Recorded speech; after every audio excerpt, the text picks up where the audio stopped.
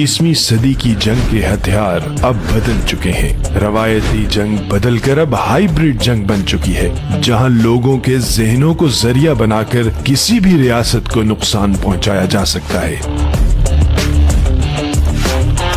ماضی قریب میں ہم نے کئی ایسی مثالیں دیکھی جہاں مستحکم اور خوشحال معاشروں میں انتشار پھیلایا گیا، کیسے عوام اور ریاست کو آمنے سامنے کھڑا کیا گیا اور کیسے اس جدید طرز جنگ نے ممالک کو خاکستر کر دیا۔ لیبیا کا واقعہ زیادہ پرانا نہیں۔ لیبیا تیل کے ذخائر سے مالا مال ایک ملک تھا، بشمول پاکستان۔ دنیا کے کئی دوسرے ممالک سے لوگ وہاں نوکریوں کی تلاش میں جایا کرتے تھے، وہاں استحکام تھا۔ عراق کی ہی مثال لیجئے، ملک عراق میں سب کچھ تھا، وہاں کے شہری خوشحال زندگیاں بسر کر رہے تھے۔ تجزیہ کار جسے عرب کی بہار کہتے ہیں، اس بہار کے حالات کا جائزہ لیا جائے تو تاریخ ہمیں بتاتی ہے یہاں کے لوگ خوشحالی کی زندگی بسر کرتے تھے۔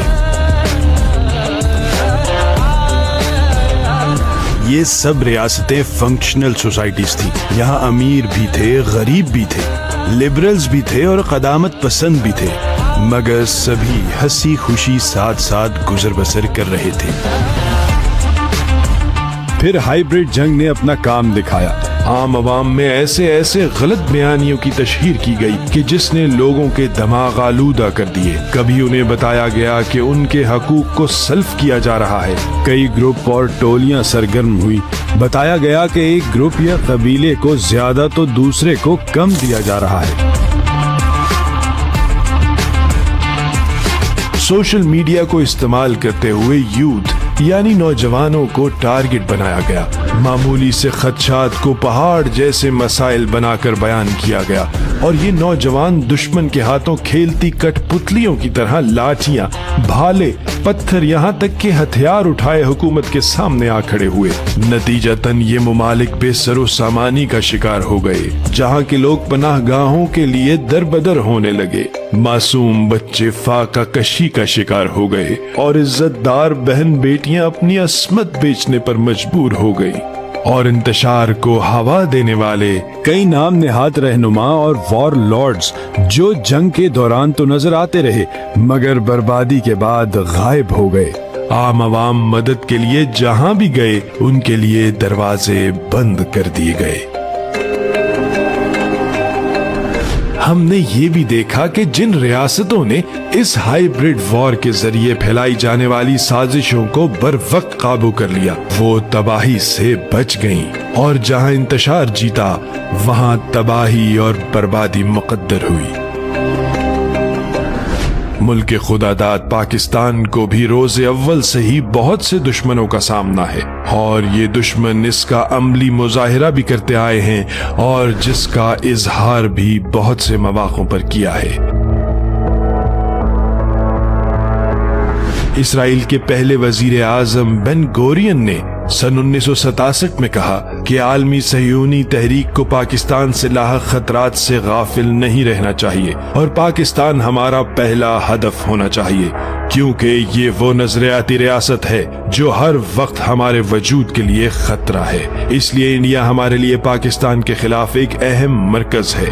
یہ لازم ہے کہ ہم اس مرکز کو پاکستانیوں کے کچلنے کے لیے استعمال کریں، جو کہ یہودیوں اور صہیونیوں کے دشمن ہیں۔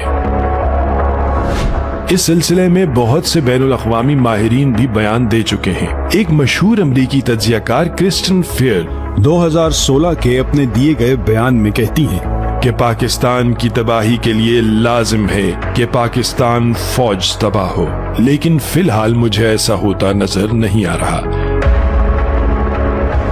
آج پاکستان بھی اسی خطرے سے دوچار ہے، جہاں عوام، حکومت اور فوج کے درمیان رنجش پیدا کرنے کی تیاری کی جا رہی ہے۔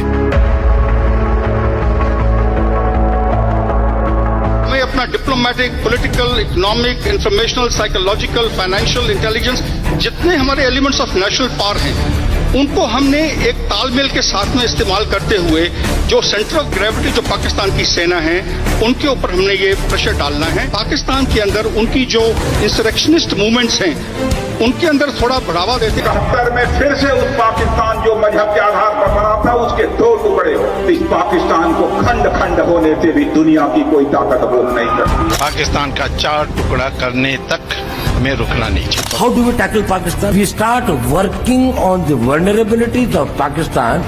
It can be economic, it can be internal security, it can be political, it can be their isolation internationally, it can be their this thing like that, so it can be anything. यही वजह है कि दुश्मन ने अब पाकिस्तान में भी नए तर्ज की ये जंग छेड़ने की कोशिशें शुरू कर दी हैं, जिसका बड़ा मंसूबा पाक फौज और आवाम के दरमियान दरार डालना है।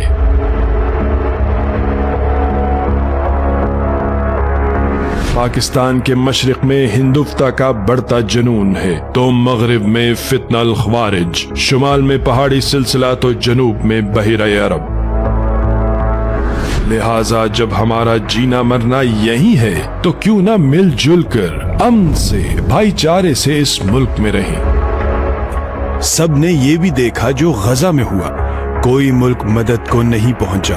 ऐसे हालात में कोई भी मदद को नहीं आता, लिहाजा ये जंग हमारी ही है। इस पर काबू पाना, इस पर फतह पाना भी हमारी खुद की ही जिम्मेदारी है।